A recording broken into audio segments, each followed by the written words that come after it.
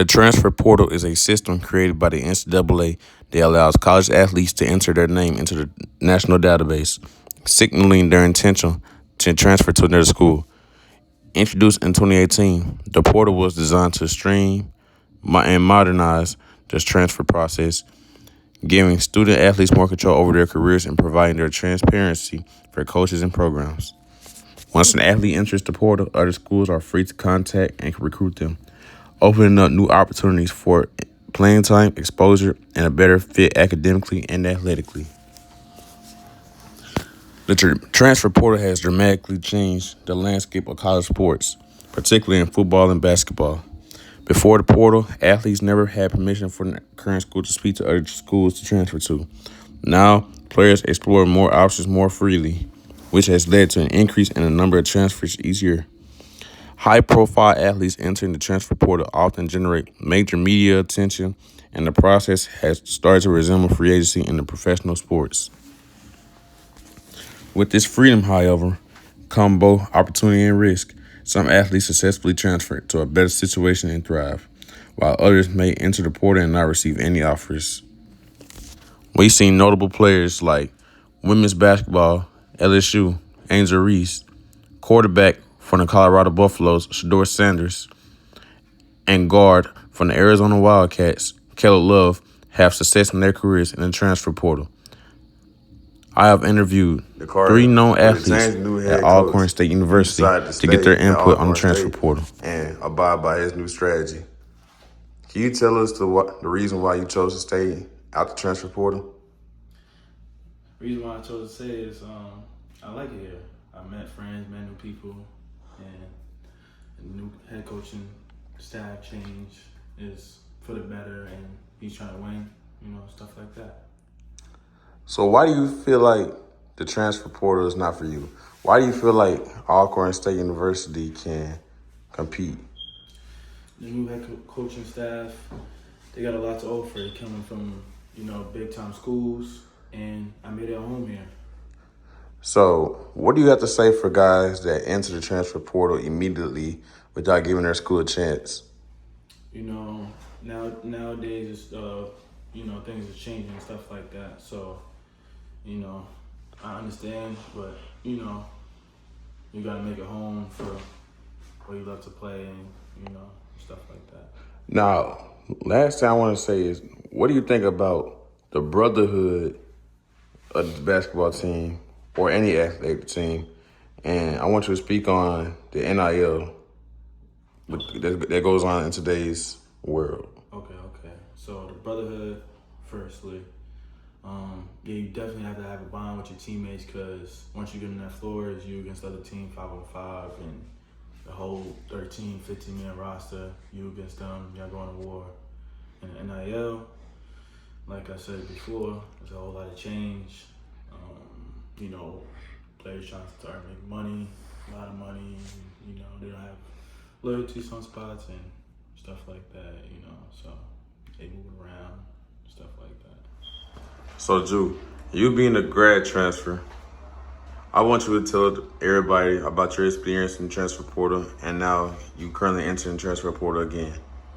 My experience in the transfer portal is it's been good and bad. I mean, honestly, just talking to a lot of schools and finding out which school is genuine, which coach is genuine, and finding out what place is right for me. But coming to Alcorn, it was a great experience, and I liked it a lot.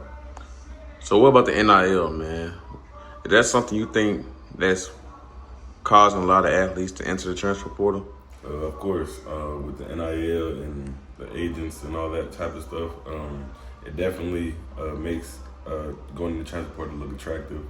With all the money that they're giving out to student athletes and stuff like that, it's a great opportunity going around right now. And we don't know how long it's going to be for, so you might as well take advantage of it as long as you can. All right, Keontae, you're in the transfer portal, looking for a new school. Tell us about this process, this being your second time. With this process right here, it's a very, very difficult process. I'm not gonna lie, be honest, because the portal, with the portal, colleges offering kids money, so everybody's entering the portal right now, and they're having that extra year eligibility with from the JUCO years, so it's kind of difficult a little bit. But I think with me, it's been okay because I put up good numbers in my time. All right, so how was it different from your first time now to your second time? For my first time, I had no clue about the portal, so I was just fresh in there for my first time, so I had no clue. So now, my second time, I got a bit more understanding of everything. It's not my first rodeo. And then lastly, what do you think about the whole NIL thing? Like, do you think a lot of these players are getting into the portal just because they want more money, playing time, or a mixture of both? A mixture of both. I mean, players want to prove that they can show they can do because some colleges don't give them the opportunity as well. And also the money, the benefits. Like a lot of college players making more money staying in college than they would in their professional career. My bad. So, last question: what is your advice that you would give to a player that's hopping into the transfer portal or thinking about hopping into the transfer portal? If a school wants you, man, take it because they offering a lot of kids. So if they want you bad, you should take that opportunity. But also, if you had a bad experience with a couple of schools, take your time and explore your options if you have the options. The NCAA has placed some rules around the transfer portal to maintain balance, including specific transfer windows when athletes are allowed to enter their name. In most sports, players are allowed one transfer without having to sit out a year, but subsequent transfers may require a waiver. These rules continue to evolve, especially as the NCAA navigates the new landscape of name, image, and likeness, also known as the NIL, compensation and increased athletic mobility. Here is a video explaining more about the transfer portal and NIL for student athletes. Let's take a look.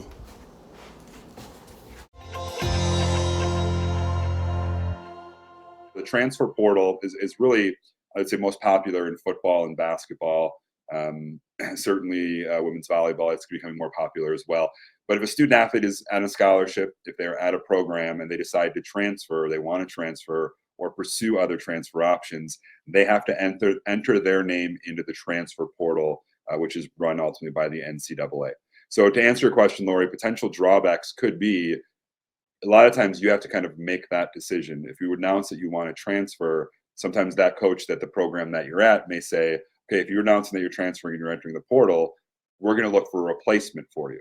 So you kind of have to come down to that decision first and foremost, like, yes, I want to transfer. I want to see what other options are out there. You will have student athletes enter the portal, pull their name out of the portal, and return to the school. So again, that kind of depends on the coach or the program there. But the transfer portal, again, it allows you to put your name in a pool ultimately that coaches are able to access to see, all right, this student athlete is at this university but wants to transfer.